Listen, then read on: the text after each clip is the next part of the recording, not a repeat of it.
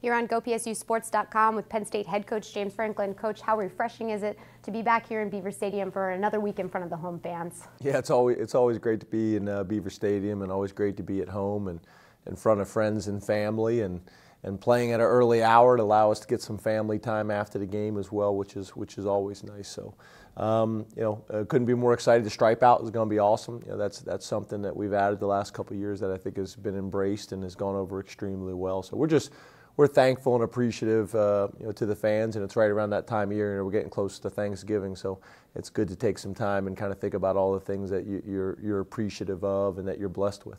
Speaking of this Penn State family, getting ready to honor the contributions of the senior class, a special senior class, some of the, first members from your tenure here at Penn State.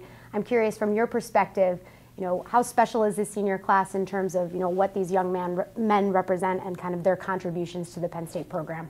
Yeah, these guys, I think will be remembered for a long time. I mean, you think about, a lot of this class are guys that were either committed to Penn State when I got the job or we brought with, and a lot of these guys played as true freshmen or redshirt freshmen or whatever it may be, and have had a significant impact. I mean, you think about, their time here.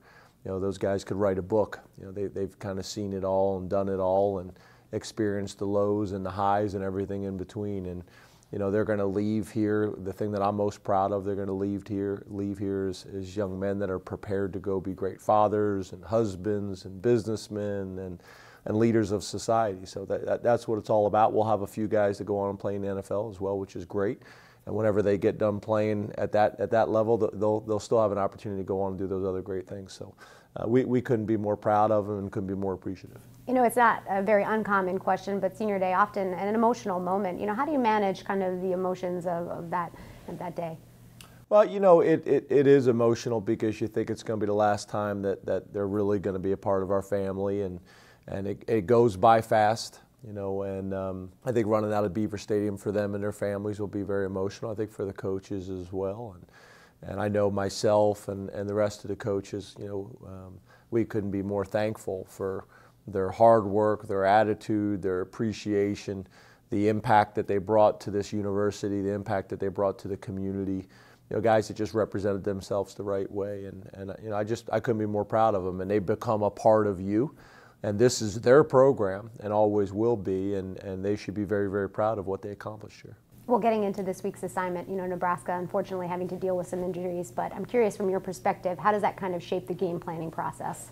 Well, I think this time of year everybody has injuries. For us, injuries don't get talked about or focused on very much just because of how we handle them. We've been down a number of starters for a couple of weeks, and for us, we handle it that way because I don't want it to become a distraction, and I also want it to be the next man up mentality. So, it's that time of year. That's major college football. That's the NFL, and you got to continue to develop, and you got to continue to have guys ready to take that next step. So, it's a challenge for them. I have unbelievable respect for their head football coach. He's obviously a great coach, but also a really good man. Has been doing it for a long time at a lot of different places and at every level, and it's going to be a challenge. They'll be ready to play.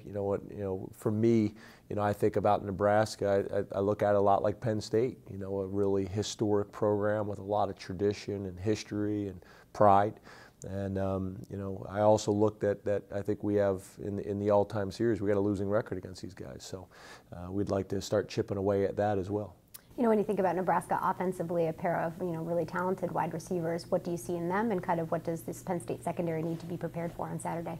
Well, I think their quarterback is who kind of makes them go. He transferred in, I think, from Tulane, and big, strong arm, can make all the throws. You're going to watch him in pregame, and you're going to be impressed by him and how he throws the ball and how he moves around.